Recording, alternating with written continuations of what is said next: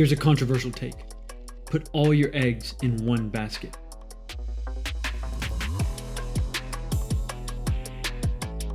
The common investment strategy is diversification. But today, I want to talk about another decision-making strategy, which might ruffle feathers for some, but has worked well for me: immersion. Diversification is built with the intention of minimizing the overall investment's risk by spreading it out. Hence the phrase, never put all your eggs in one basket. So if I have $1,000 to invest, and I invest $100 into 10 different buckets, I have 10 investments working for me at the same time. So even if a few go negative, the downsides are managed by the upsides of the ones that go positive. And so don't get me wrong, it's a safe and sound strategy, at times. John Bogle, the founder of the Vanguard Group, was a huge supporter of index funds and broad diversification. He once said, "Don't look for the needle in the haystack, just buy the haystack." So instead of trying to find the perfect investment, he used diversification to spread his risk out and increase the probability of his success. Safe to say, diversification made him very wealthy. But here's the thing. Big risks offer the potential for both catastrophic downsides and life-changing upsides. Warren Buffett once said, "Diversification is protection against ignorance. It makes little sense if you know what you're doing." Or take Charlie Munger. "The idea of excessive diversification is madness." Why not try Henry Ford? Diversification is something that stockbrokers came up with to protect themselves, so they wouldn't get sued for making bad investment choices for clients. If 3 of the wealthiest people of our time all agreed on the same concept, maybe it's worth checking out. The bottom line, I'm not trying to influence your portfolio strategy, but I am here to influence your decision-making strategy. At the very least, offer some advice on what works for me. And from my personal point of view, knowing how to make decisions despite large risks is an insanely valuable skill in practice. Knowing how to choose the basket you're going to put all your eggs in is potentially life-changing because you don't have to be right 1,000 times. You only have to be right once. And so from a decision-making perspective, it is important that leaders, business owners, and athletes know when to be cautious and when to go all in, immerse, and be relentless on implementing a decision. So if we rank the different types of decisions based on immersion or commitment, not investing at all guarantees no risk. You have nothing to lose, so there are no downsides. But you also lose the chance of any upsides as well. So if you have $1,000 and you save $1,000 and decide not to invest, you will still have $1,000. Diversification, on the other hand, has reduced risk. You spread your risk out among a variety of investments in order to reduce the potential downsides of any one investment in particular. Reduced downsides, potential upsides. So back to the previous example, think $1,000 spread out over multiple investments. Immersion holds the maximum risk. Instead of spreading your risk out, immersion is when you go all in on one specific investment. Maximum risk and maximum rewards.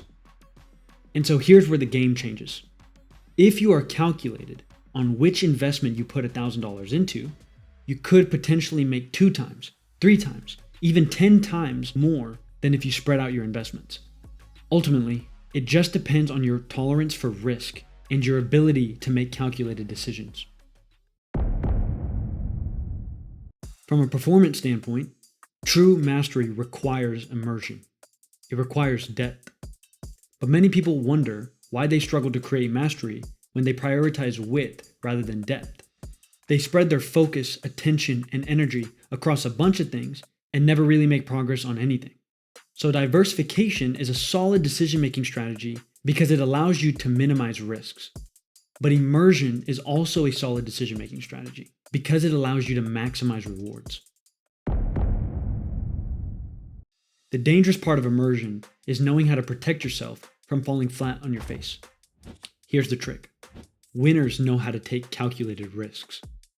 Notice, I didn't say winners go all in all the time. They wait. They have the superpower called value-based discernment.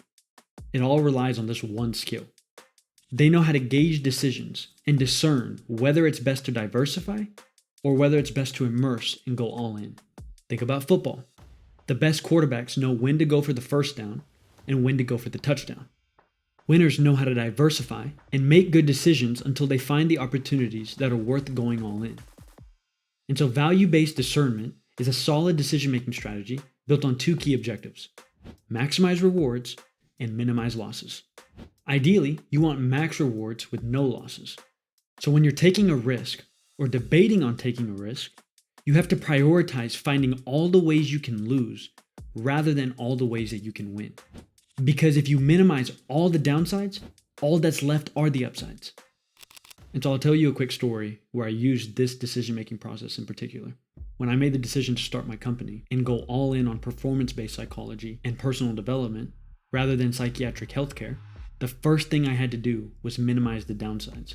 The downsides to completing medical school was the opportunity cost. It would have been incredibly hard to transition and try to dominate the performance side of the psychology industry. Once I realized they weren't really in the same basket, but rather two different opportunities, I had to decide, which one should I go all in on? If I wanted to be the best psychiatrist, I was going to have to let go of the performance side, of the creative side, and go all in on psychiatry, and vice versa. Mastery comes from immersion, right? And I needed to choose. And clearly, I decided performance. But the reason why is because there was minimal downsides, but maximal upsides.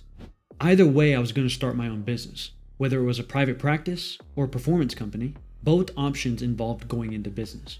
And no matter what anyone says, all businesses come with risks. But in my industry, the risk really relies on the individual. The bottleneck of performance lies in the skill sets and mindsets I'm both willing and capable of acquiring. And so once I realized the risks were really the same, I worked my way up from there. If both businesses are going to require significant investments of time, energy, and money to succeed, which one offers the best upsides?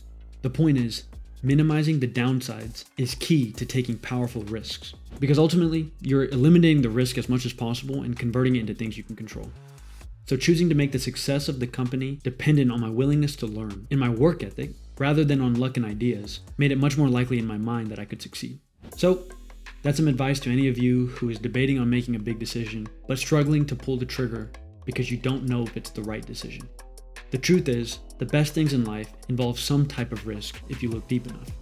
It just depends on how much you're willing to tolerate and still be capable of performing. Don't compare yourself to others, find what works for you, and build up from there. So take the time to find the right basket, the right relationship, the right career, the right opportunity. And then, once you find it, go all in. Don't wait for things to work out. Make things work out. Sheer will is the key to implementing crazy ideas. Hope you enjoyed the video, and I'll see you guys soon.